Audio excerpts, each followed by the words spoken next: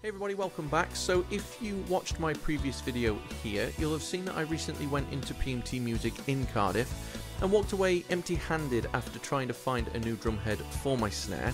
Now after I put that video online, I realised that one of my snare wires had broken, and also the drum head on my snare side actually had a hole in it. So it has taken a few weeks, but just recently I managed to go online to buy just what I needed, which was 2 new drum heads and then a new set of snare wires as well. And I thought I'd show you what I'd bought. Now, I found everything that I needed on gac.co.uk. I like PMT Music, but GAC's website was very easy to use, and they do have Klarna as a payment option as well, which was very handy because the first thing I noticed was how expensive everything is now, and paying almost £90 in one go was not something that I could afford to do at this time. The items themselves got delivered after a few days, and the first thing I noticed was how well everything was packaged. I did find it quite funny at first that I'd been supplied enough bubble wrap to last me a lifetime, but it was nice to see that a lot of attention had gone into keeping the items as protected as possible. The last time that I changed this drum head was well over a year ago. In fact, you actually have to go back on my TikTok page to early 2023 to see that I'm using this very drum head back in those videos. And I appreciate that some drummers may have fallen off their chairs whilst hearing that, but again, in my defense, I play this drum once a week on average, maybe twice if I'm lucky. But from a visual standpoint, I'm so happy to be giving this a fresh set of drum heads. I've been using Remo ambassadors on both sides of my snare, and I've always liked the crisp, sharp snap that this snare gives, so choosing what heads I wanted was very easy for me. And it's just a like-for-like change, as I decided to stick with the Remo ambassadors.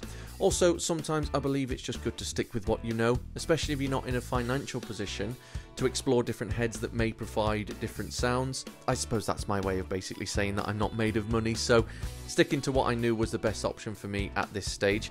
But nonetheless, it was nice to give this drum the attention that it deserved.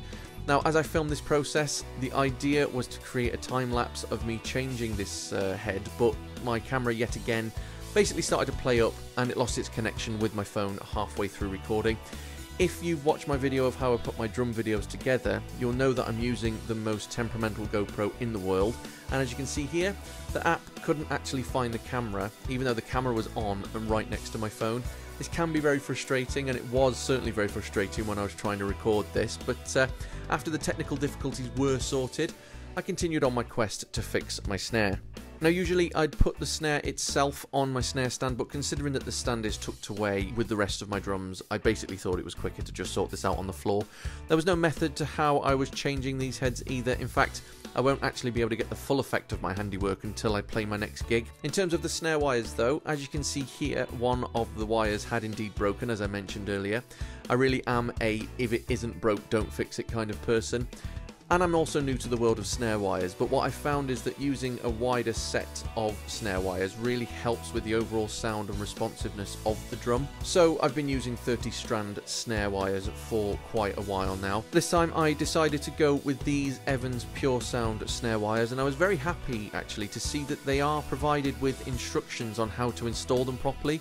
I know that probably sounds silly coming from a drummer who should know how to install things like this, but there have been times over the years where I've installed these wires incorrectly, so having instructions may be a benefit to somebody who is new to the world of drums, so I thought it was a nice touch. Now after giving the drum a bit of a clean, it was time to put the heads on and then tune the drum itself.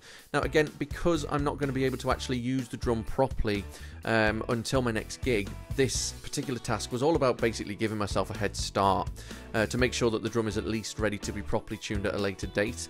I'll spend some time before my next gig refining the drum to tune it to my liking. Now after I'd done what I needed to do, I'd noticed that I actually had some moon gel, which I didn't know that I'd had. I've used moon gel for many years and it's never done me wrong, so I was very pleased when I found that. But other than that, that is just about it. So I finally have new heads on my snare drum after basically just over a year, and I'm looking forward to playing it live again very soon. And speaking of my next gig, you'll be able to find me on Saturday the 24th of February at Neath Rugby Club in South Wales with the Gut Bucket Band. I am only temporarily filling in for these guys at the moment from time to time, but I'm enjoying my time with them, so if you are in the area, come on down if you want to. It would be really, really nice to see you. And if you like this video and want to see more, please feel free to follow, like and subscribe wherever you're watching this, and I'll speak to you very soon.